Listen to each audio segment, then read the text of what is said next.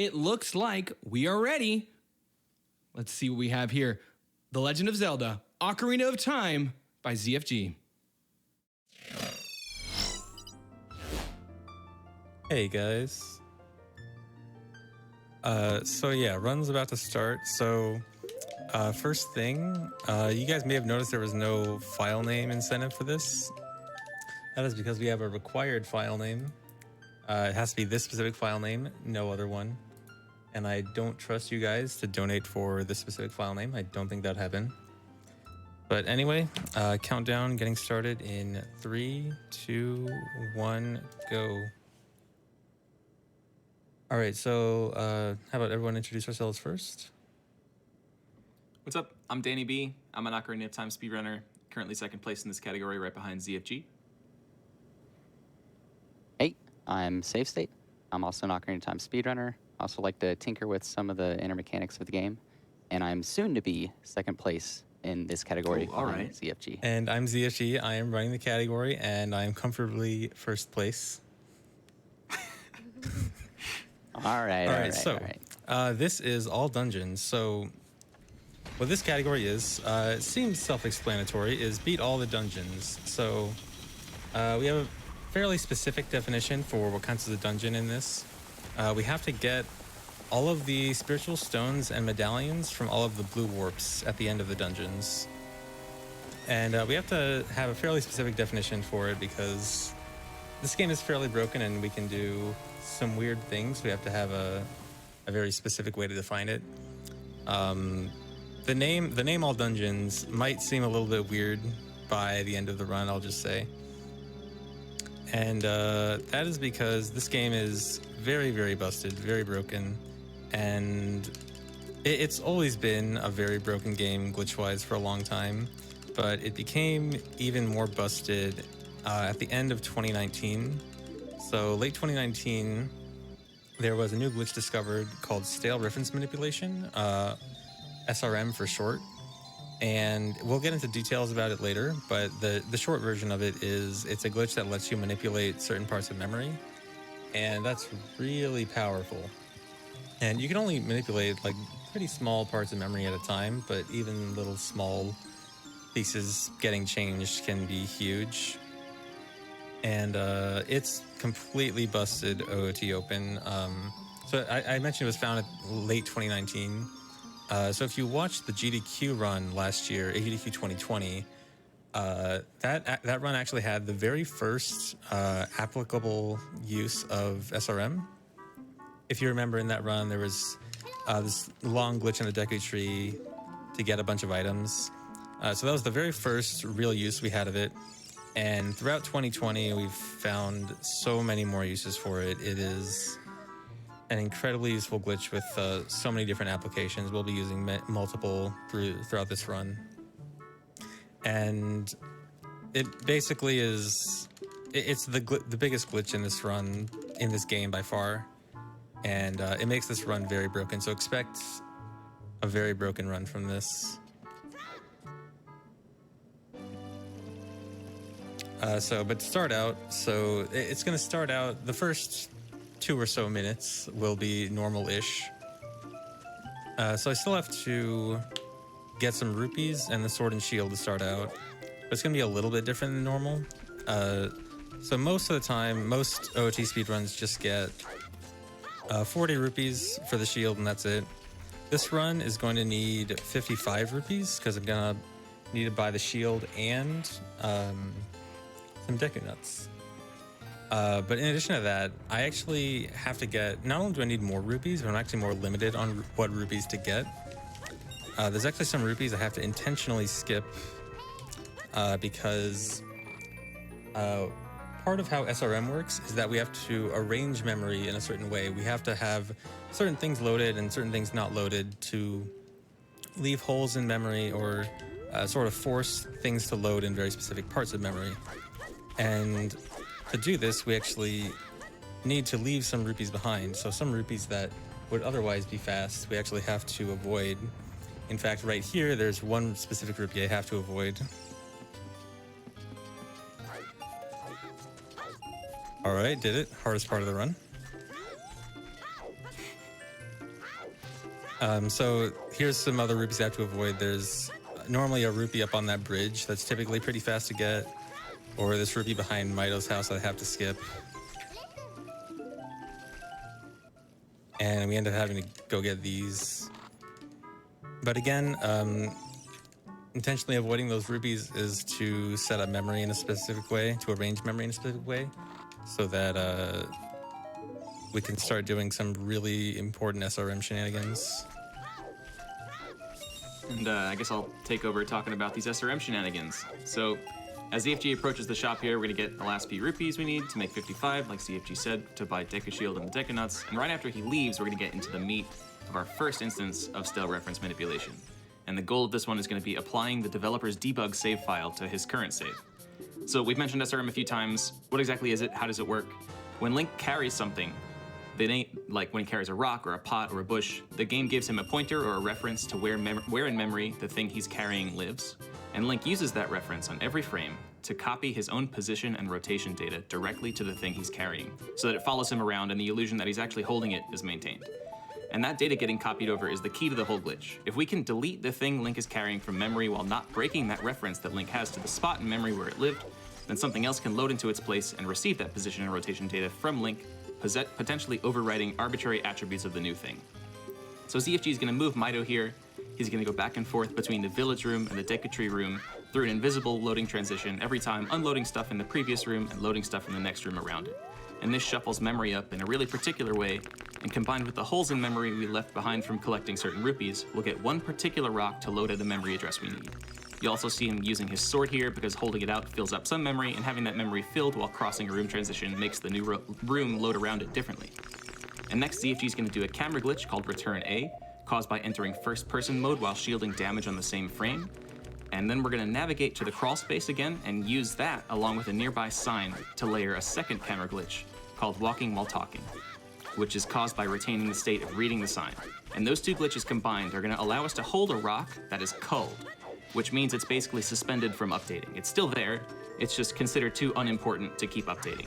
Something being culled while carrying it is the recipe for allowing it to later unload from memory without breaking Link's reference to that thing, giving Link a stale reference. That's the name of the glitch.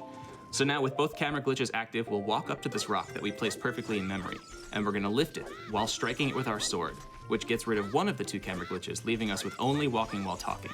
And that's going to do something crazy to the camera. It's gonna send the camera flying backwards to the sign that we read. And the rock was culled from memory during the pickup, because it's now considered too far away from the camera for the game to bother using the resources that it has to update it anymore.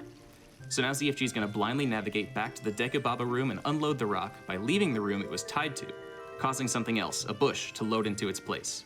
Link is writing his angle data to this bush on every single frame, and that data overwrites a pointer to the bush that the bush uses to find some code it usually needs to draw itself on screen.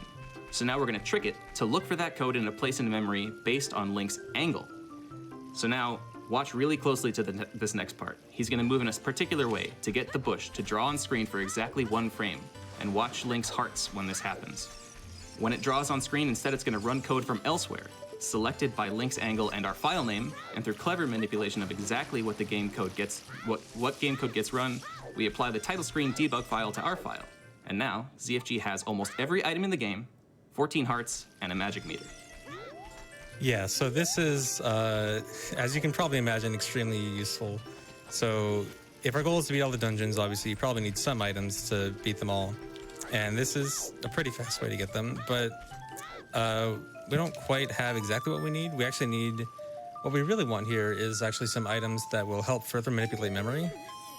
And so that gives me Song of Storms, which I can use to enter this secret grotto here. And I want to get some collectibles here. So I want a fairy from this Gossip Stone, which I can get with Sun Song. And I also want to catch a bug and a fish.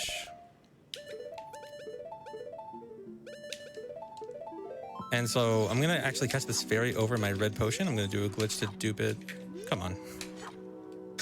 Dupe it over my red potion. And similarly, I can also do a glitch to dupe a bottle over my B button.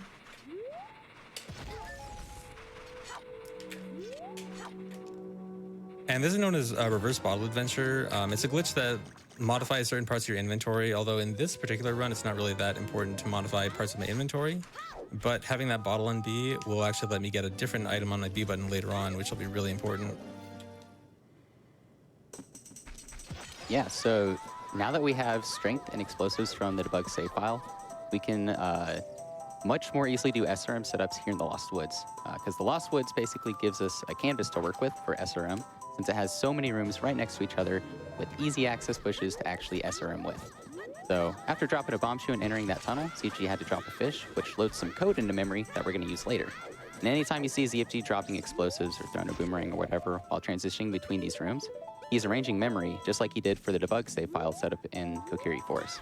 But back here in this room, there's these bushes that are actually really easy to SRM with a super slide. And again, we have to cull it, so we do the side roll here, and so it's off screen and culled whenever we transition rooms. Now we have to get a specific angle so that when we walk back into this room that we just left, we SRM one of the bushes to start running code from the fish we dropped earlier. And with memory arrangement we did, it ends up setting up Link's age to an adult, but he's actually not an adult. He's in this sort of weird man-child state, which allows us to set adult quips as a child. And so here we set Mirror Shield, and even though you can't see it, Link does have the Mirror Shield equipped, it's just invisible as child. Now, let's go ahead and talk about the rules for all dungeons a little bit. All dungeons by definition requires you to collect all the medallions and stones from source, meaning the natural way of obtaining it in the game. And for every medallion and stone, the blue warps that you step in at the end of each dungeon will give you its respective stone or medallion regardless of whether you have it or not, except for Spirit and Shadow. Those two dungeons will skip out on giving you their medallions if you already have them. And unfortunately for us, the debug save file we loaded earlier gave us all the medallions in the game, including those two troublesome medallions. But this poses a challenge for us. How do we get rid of them? Well, this is all dungeons SRM, so how about we SRM our worries away? So this SRM that ZFG is doing right now will allow us to modify our quest status screen, which is where the medallions, stones, and your songs and a few other things are. By picking up a bush we SRM'd and getting a specific angle, we can delete the Spirit and Shadow medallions while keeping a few things we need, like some songs we'll use later. We drop it against a wall to hold that value, and bam, problem solved. From here, we're going to go right on with another SRM.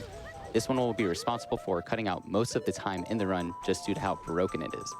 Again, a little bit of memory arrangement here along the way to get things set up just right so that when we do our next SRM, we end up SRMing a grotto.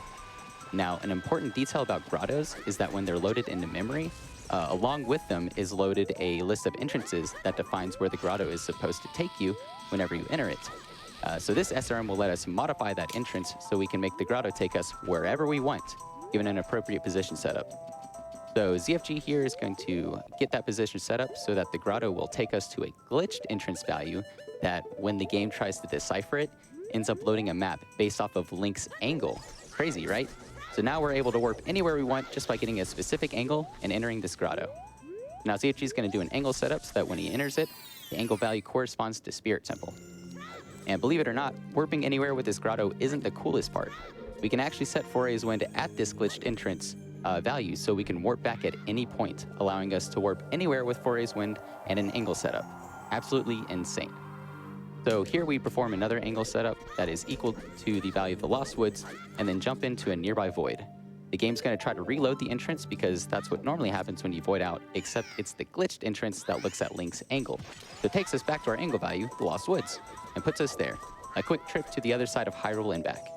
And another thing to note, even though it looked like we were walking in a void there, the angle setup to load Spirit Temple put us at the entrance of the dungeon, but with a different room loaded, so that's why it looked like there was nothing loaded there.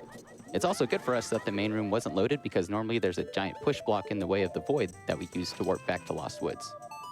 So a little caveat with the whole warping anywhere from everywhere thing I said earlier, we have to use Foray's Wind to go back to the glitched entrance, but we can only use it in dungeons.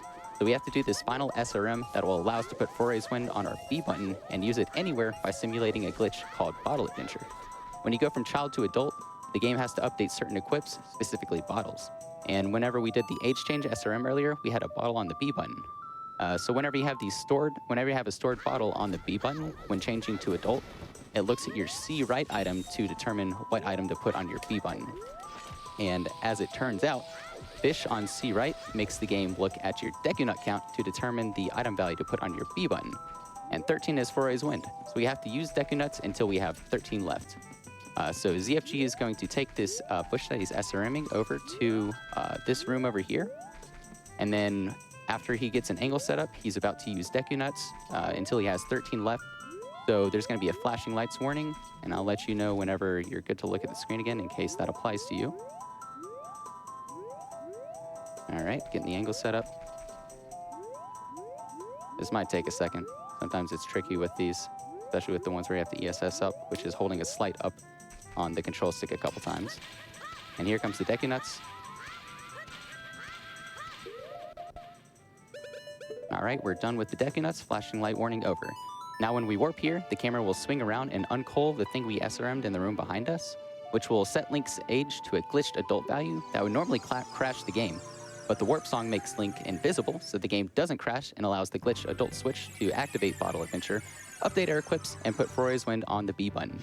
And with that, the SRM gauntlet is over, and it's time to have some fun.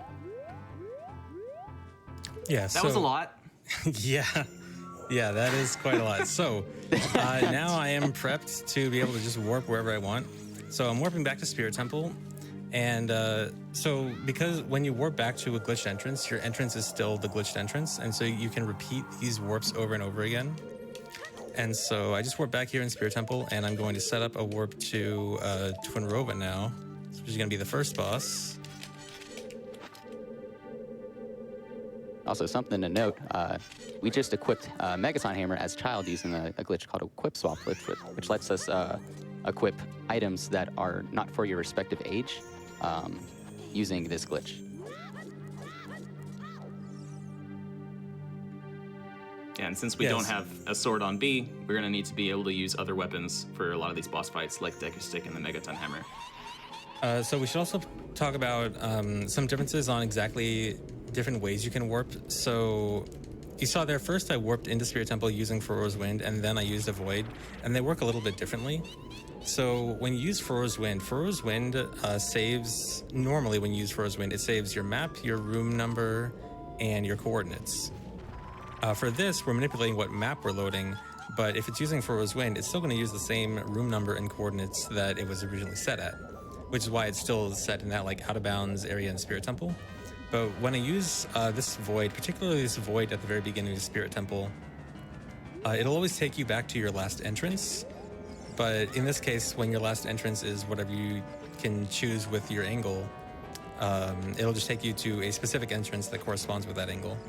And that's really useful because a lot of the time, warping directly with the same room number and coordinates, are you serious? Twinrova, no! Sometimes Twinrova sucks. Classic Twinrova. So we can use Slingshot here to... twice in a row. Okay, cool. Oh my gosh. Oh no. I should have just taken the damage there. We can try to use Slingshot to keep them still like that, but obviously sometimes Twinrova can still troll us and it's not fun. And I also want to take some intentional damage from this fight. Hopefully.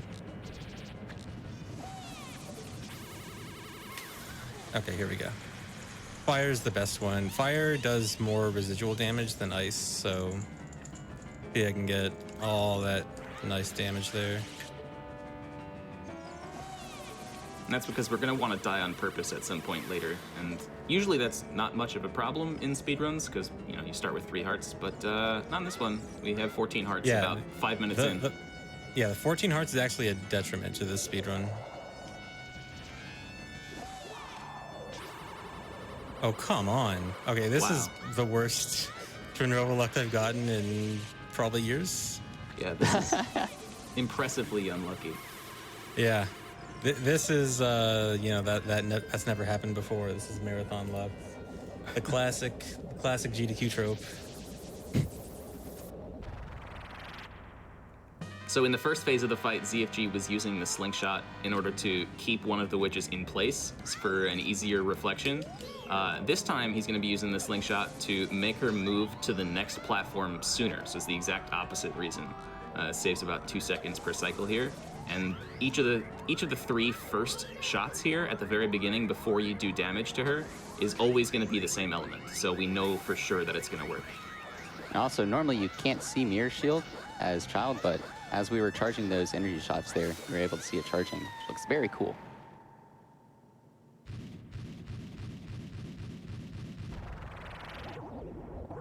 Yes, we might have some time for donations here. Music to my ears. Tayman donates $5 and they say, why is the commentator explaining all this obvious stuff? Yeah, I mean, you guys probably read this in Nintendo Power 20 years ago, but just in case, I'm sure there's one kid that missed out on that copy. Big Cam donates $10 and they say, ZFG, you are my hero. Have fun. I'll try. Alucard 47. They donate $50. Thank you. They say 3 a.m. GDQ is where it's at. Hype, lack of sleep, questionable judgment, Ocarina of Time finale. Oh yeah.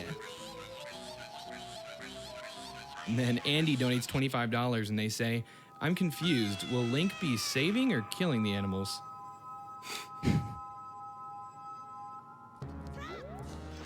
All right, so now we have some Blue Warp cutscene skips here. You guys want to talk about this? Yeah, so when you touch a blue warp, usually you lose control of Link instantly and you get taken to a cutscene where the medallion is given. But as is standard for most speedruns, we can skip those. With Farah's Wind in particular here, we can touch the warp on the same frame that we activate the Farah's Wind text box, which is why ZFG was inching closer and closer until it worked out. And then if you press yes to warp away with Farah's Wind at the exact right moment, then you will skip the cutscene at the same time as you're given the medallion. So you don't have to go to the Chamber of Sages, and now we do in fact have the Spirit Medallion, and Spirit is our first dungeon beaten. So next up is going to be Forest Temple and beating Phantom Ganon. So I just set up an angle that will take me to Phantom Ganon. So I just got to reset Farah's Wind so I can warp back after this. And just void out here. And Phantom Ganon. Oh, we should probably talk about crashes. So I guess we kind of neglected to mention this earlier, but every time I'm doing any of these angle setups, they are angle perfect. I have to do a setup to get one angle out of 65,000 plus total possible angles that Link can face. And if I mess up, I will probably crash the game. So yeah, every single angle setup like this is a risk of crashing, and I have to not fail. Fortunately for us, though, we have something called an angle finder tool that I was able to put together after some research into Ocarina of Time's movement engine. The Ocarina of Time's movement is so consistent and it's super solid. We're able to change our angle amount by very specific amounts that we have total control over in various different ways. And because we have so many different options of like different angle adjustments that we have, we're able to sort of put together a giant graph of like possible routes for angles. So I was able to put a tool together that takes in any amount of starting angles. So like sometimes you'll, if you're near a wall, you'll add those into your list of starting angles. And then you put in a list of destination angles that you want. And the program is able to find the quickest path from point A to point B with your angles. And it saves a lot of time because early on, whenever we were like first starting out with manual testing, these normally took like 30 minutes to maybe even more to find like a halfway decent setup. But as we realized that we were going to need more and more angles, we realized that we're going to need something to help us get through these. So I was able to put together that angle finder tool, and it's great. It saves so much time because in 100% there are over 100 angles, specifically 101 angle setups that we need. And if you miss any of them, the game will crash. More than likely. So we have one more angle setup here, and then we actually do a position setup as well so that we can get a one frame input for the up input for activating Farah's Wind. That's a really nice, just little quality of life thing there. Yeah, every time I'm using Farah's Wind to warp away on those blue warps, that's a one frame. I have one frame to actually step on the blue warp with Farah's Wind and use Farah's Wind. And so here's the third one. Yep. So from this point on, we're going to be warping a little bit differently. We're going to only be using Farah's Wind and not have to go back to Spirit Temple. So I mentioned earlier how that specific void in Spirit Temple will put you at a specific entrance rather than using coordinates and room number that Farah's Wind does. Well, the coordinates and room number of entering Baronade's room right here is actually perfect for all the future warps we want to do. Most of the boss fights take place in room 1, and so when I set Froze Wind here in a second, it'll just set in room 1, and Baronade's coordinates are just perfect for everything else we want to warp to. So now we don't need to keep going back to Spirit Temple. The reason we wanted to for the other ones, for Twinrova and Phantom Ganon, is Twinrova is in room 3, and Phantom Ganon's coordinates are just terrible and like super far away from normal, what normal good coordinates are.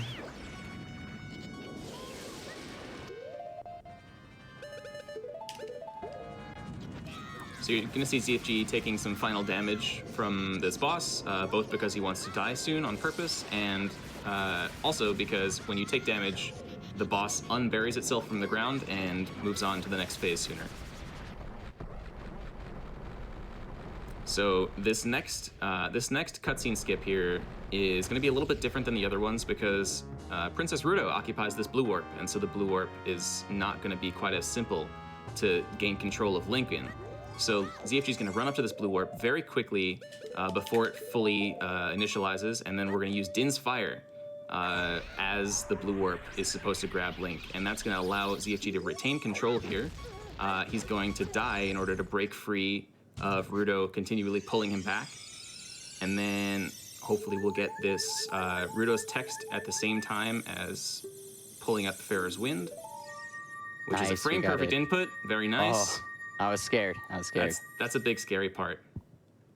You have one frame to get Farah's Wind in there, and if you don't get it, then you have to watch the cutscene.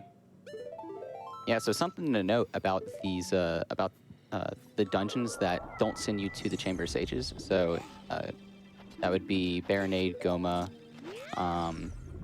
King Dodongo, and Vivalgia. Those, whenever you Froze Wind away from them, they end up sending you to Deku Tree. So that's where we just were, and whenever we were in the void there. And there's some walls near the entrance that we're able to use for angle setups to quickly get to the other bosses. So yeah, whenever so Morpha is a very interesting boss for this. So normally as adult, you need to use the hookshot to beat Morpha. And Child can technically equip the hookshot, but if you try to use it, it'll actually soft lock Link. So this fight has to be done without hookshot, which can be quite annoying. But it can also be quite fast if I get lucky. Let's see, can I? Oh, I can't even go for it, dude. Dang. So if Morpha had... Go ahead. Okay, yeah, so I have to just kind of manipulate Morpha while making a tentacle. Morpha, I have to like make the tentacle stick out in one direction, climb this platform from a different direction, and just like crouch stab. What? It normally makes Morpha like the ball just kind of bounce in the water, and it didn't do that there. Wait, do I get a second chance of this? No, of course not. still in the corner. So what we were hoping for at the beginning there, Morpha can spawn initially at any one of 8 positions surrounding the square platform you're on, at either of the 4 corners or at either of the 4 edges. And when she spawns at the corners, she's actually too far away to hit from standing. But if she spawns at one of the edges, so it's a 50% chance, you can stand right at the edge and crouch stab downwards with the Deku Stick and just barely snipe her out of the water, and just do it repeatedly and get like a 10-second fight. But if you're unlucky enough to not get that luck or miss it, then we have to deal with this. Yeah, so not the best, but Not, pretty good not, fight not otherwise. Not the worst. It can go a lot worse. 10 so minutes I'll take it. All right. Yeah, so 10 seconds or 2 minutes is about what you expect with this fight. Yeah. Time for a quick donation? Yeah, donation would be good here. Sure. Let's see. Deathly Escape donates $25. They say, hello from ZFG's offline chat. We are all hyped for the run. Hey, guys.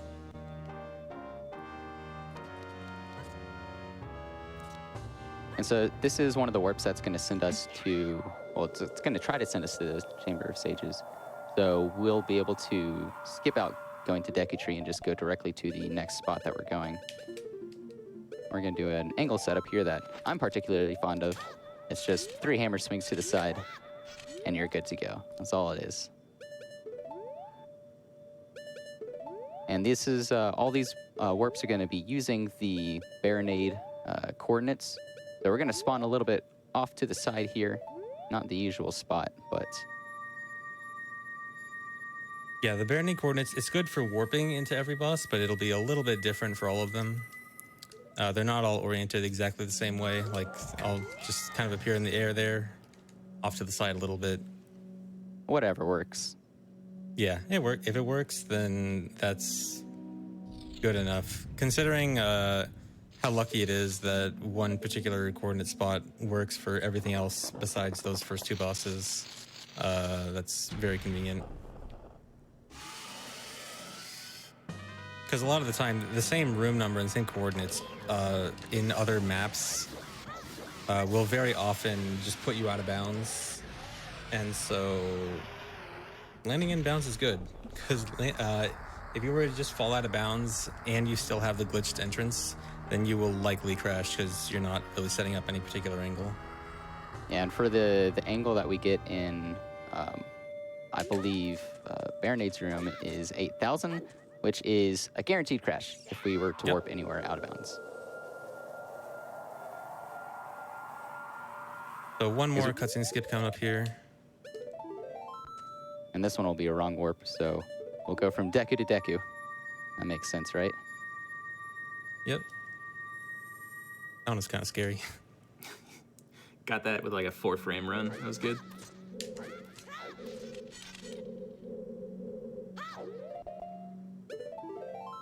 All right, next warp, and this is going to be kind of in order. We're going straight to King Dodongo right after Goma. So you may have noticed there, I actually did fall out of bounds. I actually kind of lied last time, and I said we were always in bounds. King Dodongo is kind of an exception where we were out of bounds, but luckily enough, when you fall into the King Dodongo room, the game just checks your Y coordinate to start the fight. So as soon as you fall past a certain point, you're just warped into the fight immediately. So it doesn't matter about being out of bounds. This is probably a good And time here for you gotta donations. throw the bomb off the wall to look cool, because it's the only interesting thing you can do during this fight. Yeah. Except That's for what I getting was a third cycle. Getting a third cycle is pretty cool. I disagree. I don't think that's very cool.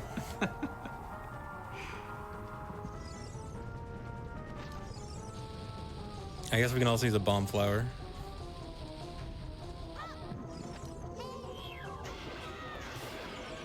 So yeah, the bosses in this run are all fairly easy, minus the Morpha, because Morpha is just special. But the bosses in OT speedruns are generally pretty pushovery. There's usually a strat to just like beat them very easily, very quickly. Especially with glitches like ISG at our disposal, Infinite Sword Glitch, which you actually used against Phantom Ganon, but we kind of glossed over it because there was other stuff happening too. And Infinite Sword Glitch is a glitch where you keep your sword swinging on every frame, you just never deactivate its hitbox, and so it just deals constant damage. And we'll see that again coming up on another boss. This next boss, actually. All right, back to Deku one more time. Another angle setup. This one is going to the boss at the Shadow Temple, Bongo Bongo, and he just drops straight in. This is actually another one kind of like King Dodongo, where it actually, your Y coordinate doesn't matter, or it's just a Y coordinate check. You'll get warped in no matter what. Even if it wasn't, you would actually still land in bounds, but an extra safety net. So this fight, relatively simple with ISG. I can just stand back and get ISG real quick, and then shoot the hands, shoot the eyes. You can actually still shoot his eye before he actually comes down. You just know where to aim. And nice quick kill.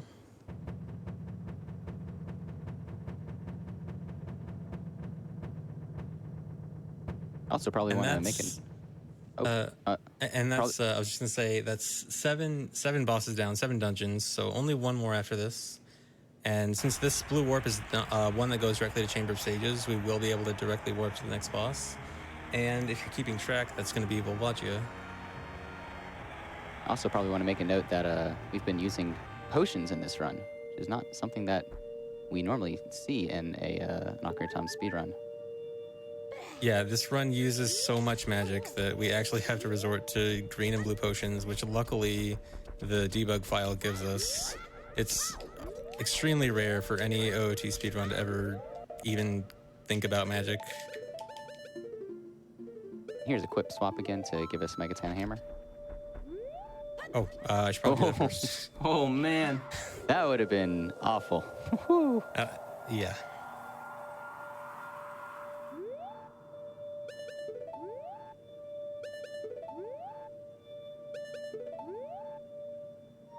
But it doesn't matter. So this angle is going to get me to Volvagia, and this fight is actually going to be very interesting.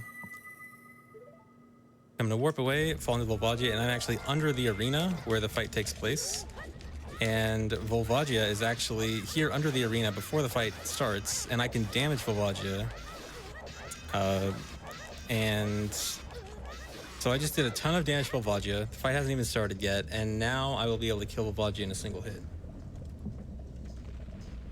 And this is because just luckily the coordinates, we mentioned setting the coordinates back at Baronade's room, those coordinates just happen to correspond to under the arena here, and just incredibly convenient. So we can make this fight super fast.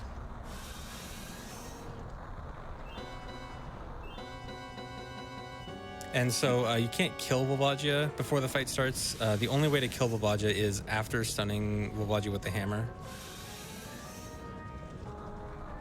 So I need at least one hammer stun.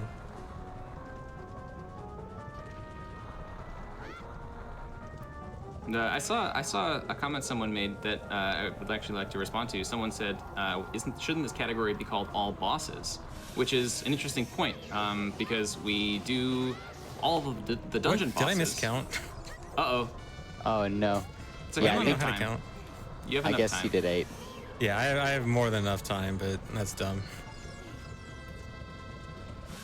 I'll see if I get an extra slash. No, I missed. I wonder if I counted for Hundo. You're supposed to do 7 stabs in Hundo and 9 stabs in all dungeons. Because you have I the think I might golden have sword. mixed that up. Yeah. There Oh we well, go. it doesn't actually matter. You're talking Except about all for bosses? my time. Yeah, right. So all bosses would probably include stuff like Ganondorf, which is a boss that very few runs actually get to. But in particular, we have to define what beating a dungeon means somehow. And we actually had a vote on this back when all this SRM stuff was discovered, and the possibility of finishing a dungeon so quickly became a real thing. And so we just defined beating a dungeon as defeating the boss manually, because it actually is possible to use SRM to clear bosses remotely. But we said that wasn't allowed. And also collecting the reward from the boss, or from the dungeon, manually as well, by using the blue warp. And also to add on to that, so all dungeons has been a category for a very long time, and like long before SRM was found. And we never thought that we'd actually be able to just warp straight to the bosses. But the category name doesn't really change just because the strategies used in the category change. And so that's kind of why it's still the same. Also worth noting that there is a no SRM version of most categories that allow SRM to begin with. All dungeons included. Yeah, so this is the setup for the final SRM of the run. We are about to end. All the bosses are done, all the dungeons have been beaten, and now we just have to actually get to the end. You guys want to talk about this? Yeah, so similar to earlier, we have to arrange memory, and we dropped the fish to load its code into memory. We never picked up the fish again, so everyone say thank you to the fish. It did a lot of work for us. But for this bush that we're picking up, we need to get a specific position and angle for it. And what it does is it sets our current cutscene value. So after we pick up the invisible bush, we need to get a specific position and angle set up so that we're able to set up our current cutscene. Then we use phrase when to, we're supposed to use phrase when to warp away, but it's okay. We can reset up this SRM again. Yeah, so that's a 1-frame unbufferable input. I actually am not able to pause during that, which normally would make it easier. Yeah. Thankfully, all I have to do is just redo the setup. Pretty simple. Yeah, because whenever a cutscene is playing, since we set our current cutscene with that SRM, you can't pause during cutscenes, so that's why. But fortunately for us, resetting it up isn't too hard at all.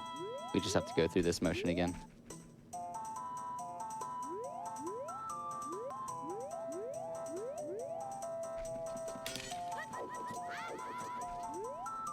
All right, getting the angle set up one more time. Picking up the bush, getting a specific position and rotation set up so that we can set our current cutscene to the right value. And then with that current cutscene value, we... Oh my god. Oh no! No, we dude. do it again. Third time's the charm. Careful, ZFG. You only have 13 more tries with your bomb shoot count. Oh no. I'm sweating.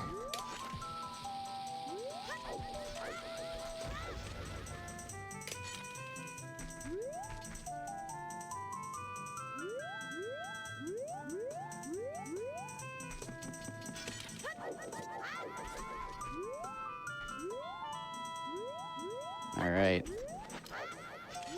All right, third try. Third try.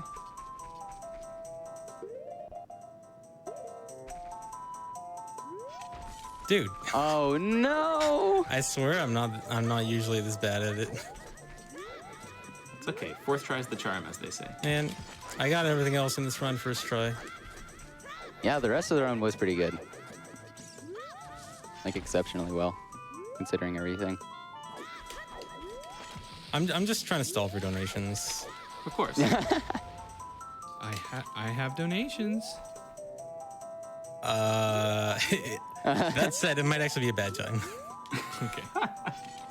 But very soon, very soon. Yeah, very soon.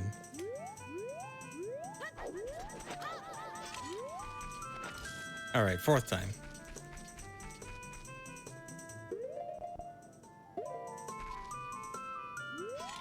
There we go. And so with that's that, the end, and that's time. and if you look at the screen, we're on the dungeon design part of the credits. So Yeah. thank you. So we warped directly to the credits, and just by pure coincidence, this happens to be the credits that says Dungeon Design at the end of the All Dungeons speedrun. How appropriate. It works out like that. Well So done, yeah, ZFG. thanks. That is the run. That's very, very interesting, very glitch heavy run. So we were gonna talk about something in the credits. What are we gonna mention? Something to mention is that, like, how much of a difference there is between all dungeons SRM and no SRM. True. Yeah. So SRM, as we've demonstrated today, is an incredibly broken glitch, and it's so broken that we decided that we should have split categories for categories that allow it and categories that ban it. Because I personally think it's a really cool glitch. Some people don't, but regardless, it's like it's so significant that it deserves its own thing. And yeah, as we were saying, all dungeons without SRM is still its own thing. It has a lot of active runners, and it's actually like twice as long as this. I think SRM essentially cut half the time off of all dungeons. Yeah, and more than that too. SRM cut half the time off of all dungeons, and it cut more than half the time off of any percent. It cut like 40 minutes off of 100%. It's insanely powerful. Yeah.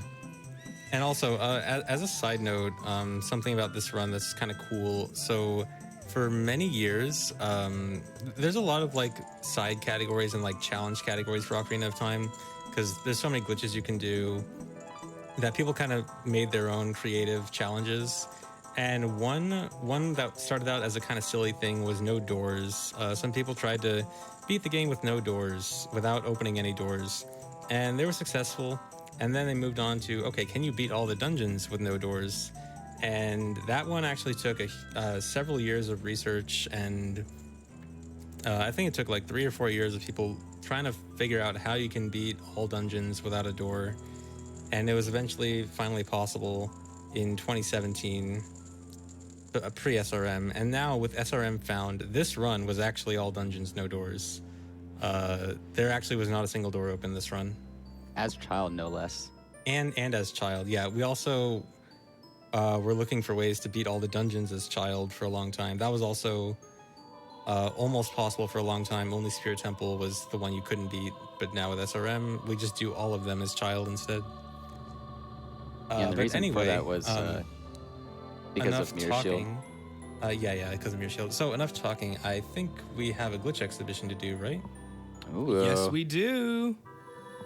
All right. Let's switch over to that. It should take about, I think, 10 to 15 minutes for the whole thing.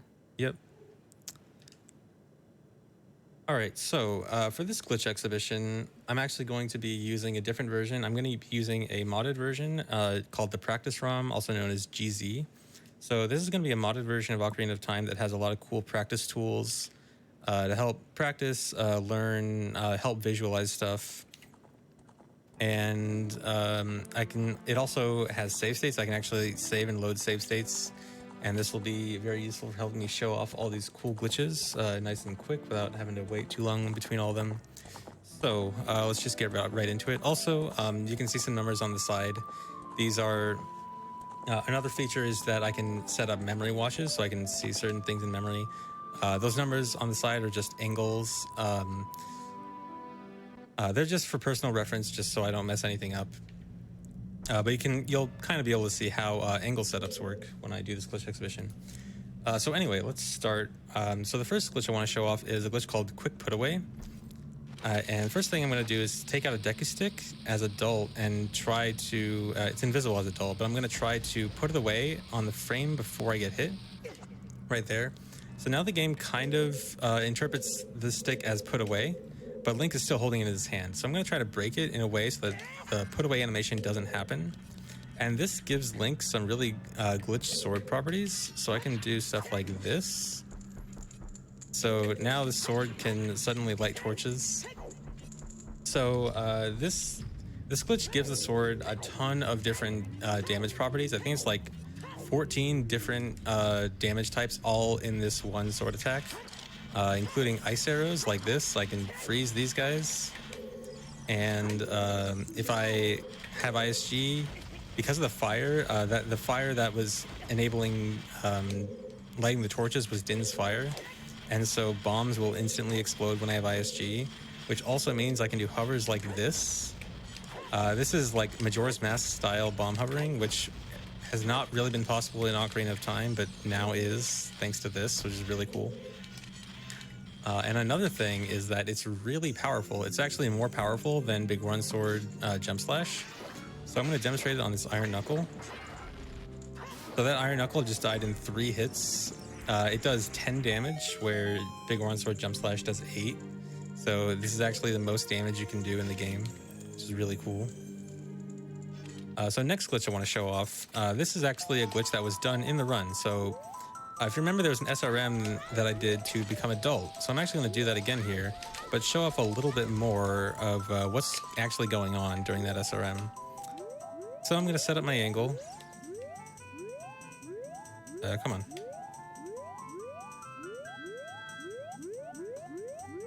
And as soon as I go through here, I'll become adult. And you can see, like, all my equips are things that adult can equip, and I can even equip stuff like Goron Tunic and Hover Boots and everything. And I want to just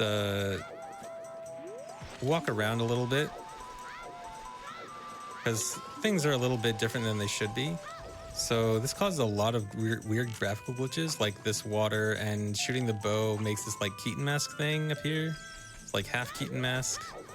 And we got some stretchy textures attaching to Link.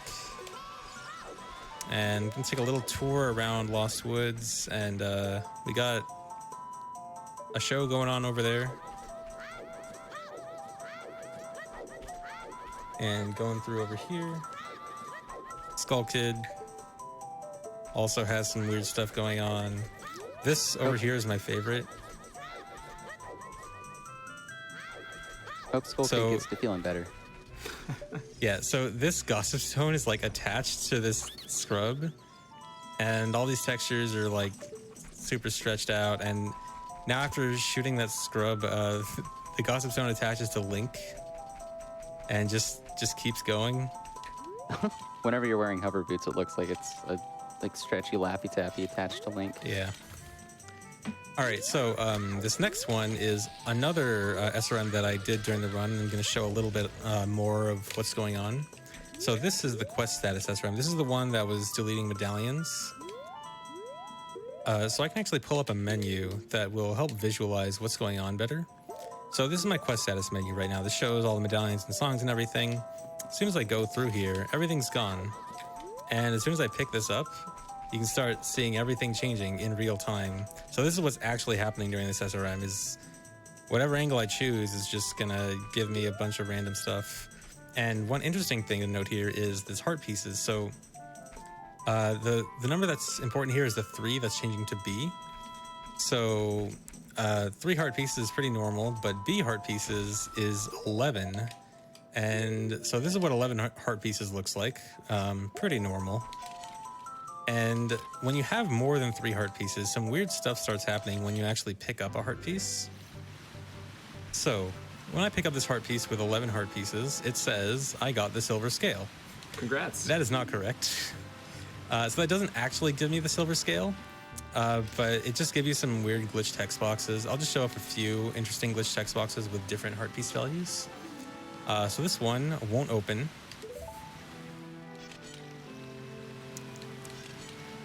With 5 heart pieces, I find the boss key. The key to my heart. This one is I don't have enough rupees, and it's also a soft lock. I can't get out of this text box. This one is all right, you're done. And this one's pretty good. Bombs, 5 pieces. Do we You buy them, cannot chat? actually. Unfortunately, you cannot actually buy bombs with this, but you can move the cursor. But neither of the options do anything. Scammed. So here in Zora's River, I can actually start setting up my next glitch. I'm gonna do one more SRM, and the memory setup I have to do for it, I can do it right here on this bridge. There's our friend the fish again. I gotta throw all these items around, and then load the lower part of Zora's River. And this will load frogs, the frogs you play a bunch of songs for in a specific part in memory. And those are going to play a part in what's going to happen with this next SRM. So once again, do a super slide off this grass, pick up nothing, get an angle. And so this SRM is going to modify my boots and tunics. So this is going to be a pretty interesting one.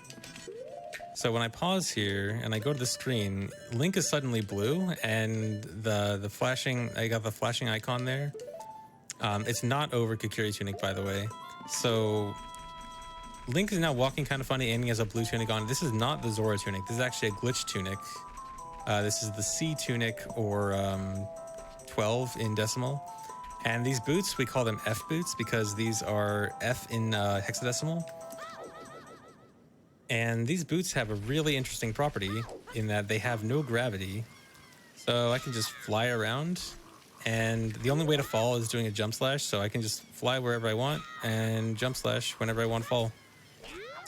And I can also shield damage in the air and go really fast. And so not only can I fly, but I can fly backwards really fast. So this is, as you can imagine, super useful. This is useful in 100% a lot.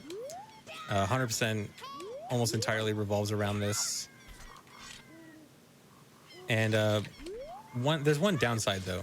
If you get hit in the air with this, you cannot save yourself. You are completely stuck. There's absolutely nothing I can do to fall now, except for unequip the boots, which is really bad because then I'd have to set up the glitch again. So Link is just permanently stuck, flying off forever, going back to his home planet. But what's really cool about these F boots is I can combine it with the warping glitch. So the warping glitch that was done in the run, where I can warp wherever I want based on my angle, I can combine that using F boots. So here I have Fro's Wind set in Dodongo's Cavern, in this room, at these coordinates right near this door, and I'm going to warp to Shadow Temple. And a lot of the time when you warp from one dungeon to another with weird coordinates and room number, you're probably just going to fall out of bounds, and that would be the case here. But with F boots, I can just float to inbounds. I don't care that I'm out of bounds because I can just float over. And so this is really cool. This gives F boots and angle warping a huge amount of synergy. Again, this is like something 100% does a lot. Just combines being able to warp anywhere with being able to fly. You also may notice Link looks like he's walking really weird. So just so happens to be that some of these glitch warps happen to rotate Link, like set certain rotation values in to a weird thing. And so Link ends up walking really funny. So a lot of people ask if this affects Link's hitbox. So I can actually turn on a hitbox viewer here. So Link's hitbox does not get skewed, does not tilt, but it is shrunk. It kind of essentially goes from Link's feet to his head. It does, however, affect the sword hitbox. So like the sword still like extends from Link's body properly. And so if I get hit here, this will actually remove one of the rotations, and I'll be rotated only on one axis instead of two. And now it looks like I'm completely under the floor. And if I take a look at the hitbox now, it's just like a pancake hitbox. It's super thin. You can still get hit, but it's a lot harder. And you'll still go flying just from taking a little hit from a floor raiser like that. So a lot of people ask if F boots are these really cool glitch boots. Are there other glitch boots?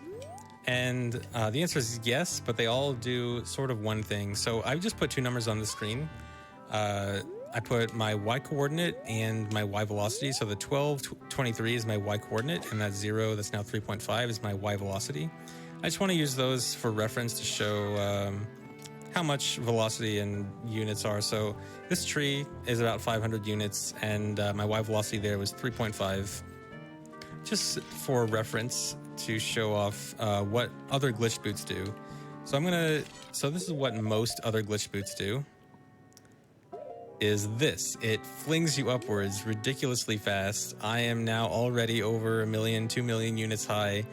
I am 40,000 Y velocity and continuing to accelerate, and Link is squished, and the game is lagging really bad. And that is what most of the other glitched boots do. So F boots is pretty much the only useful one. And so I'm going to do one more warp here. So back to no F boots. So what am I doing? Okay. So I have one warp I want to show off. I'm going to get an angle. This angle I'm going to get is 0x dad. And this is going to warp me to Ganon's castle. And it specifically warps me to a part in Ganon's castle behind a loading trigger. And behind this loading trigger, I can actually load the room multiple times. And if I'm lucky, I can kind of get a funny little visual glitch to happen. It's a little bit random-ish. It's kind of hard to get sometimes. I'll try one more time, see if I can get it.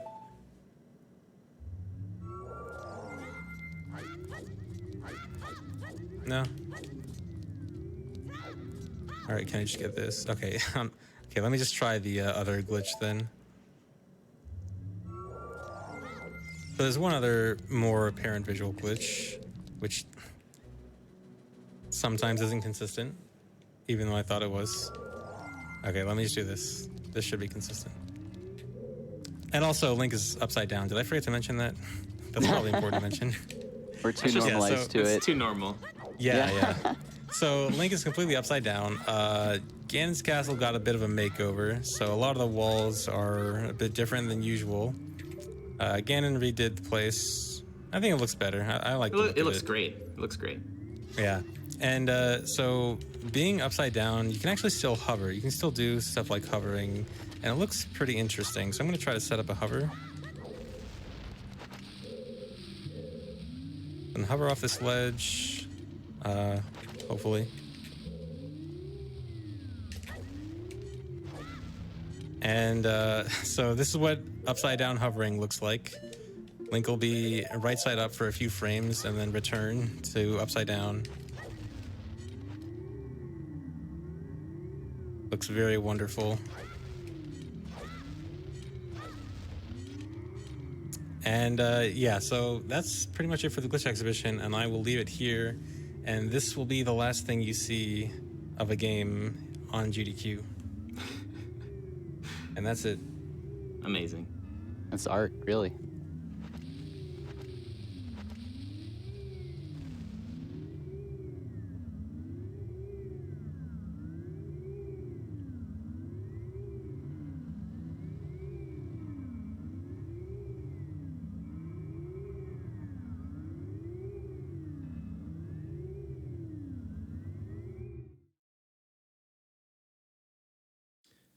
Huge thanks to ZFG, Danny B, and Save State for that excellent run and glitch exhibition. It was so wonderful. Guys, it is my absolute pleasure to introduce to you Sumichu and Amy Sokal from PCF.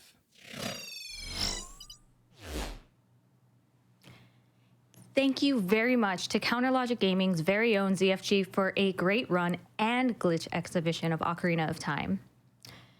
GDQ, as always, cannot happen without the countless people who lend their support despite everything going on in the world.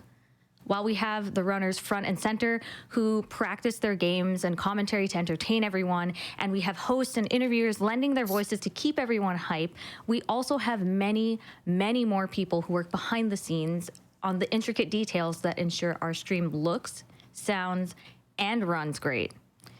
And on the other side of the screen, we have all of you, Twitch chat, the people who generously donated to Prevent Cancer Foundation despite some of the biggest hits that economies have taken in GDQ's lifetime, as well as the wonderful people who send GDQ claps, GDQ hearts, and GDQ lamps that have raised our spirits during challenging moments like Garnet going down on day one.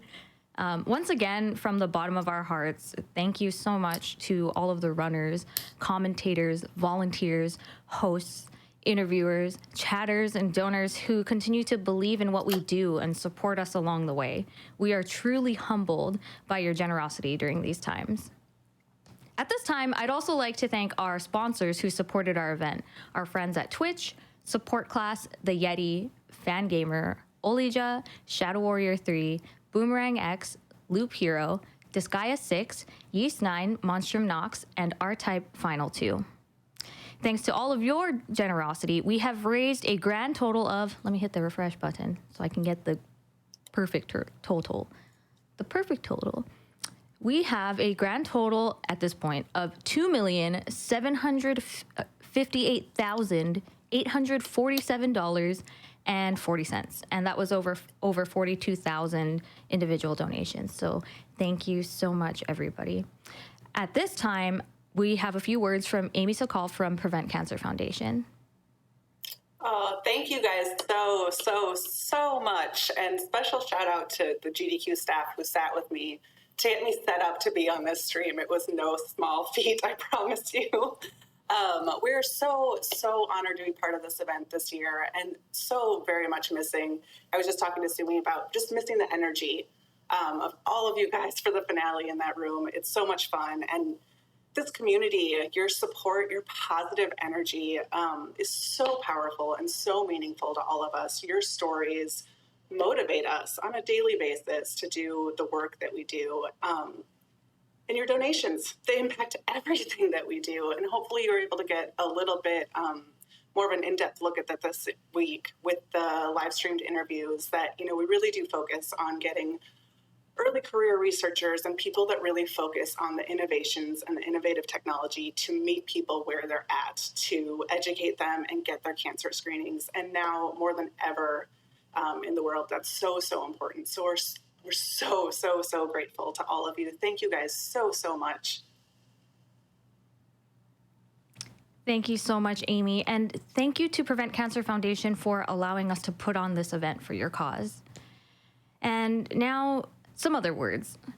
2020, which was Games Done Quick's 10th year of existence, was also one of the team's most challenging years.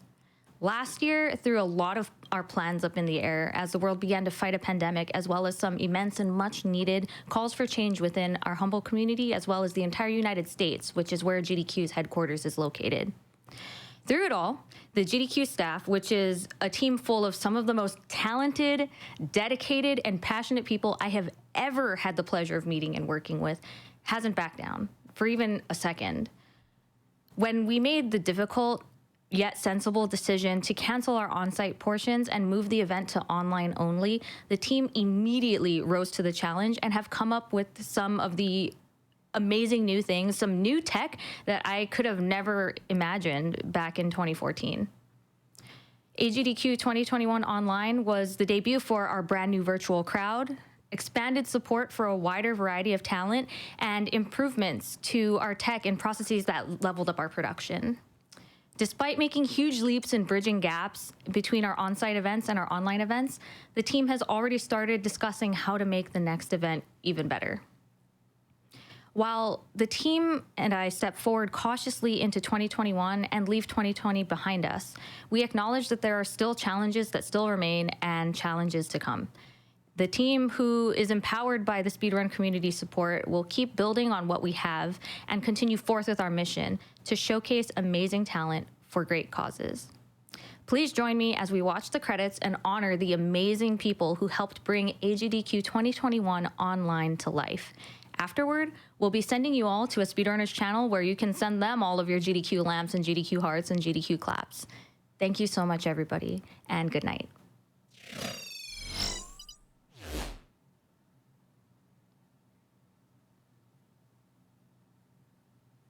Yay, we did it.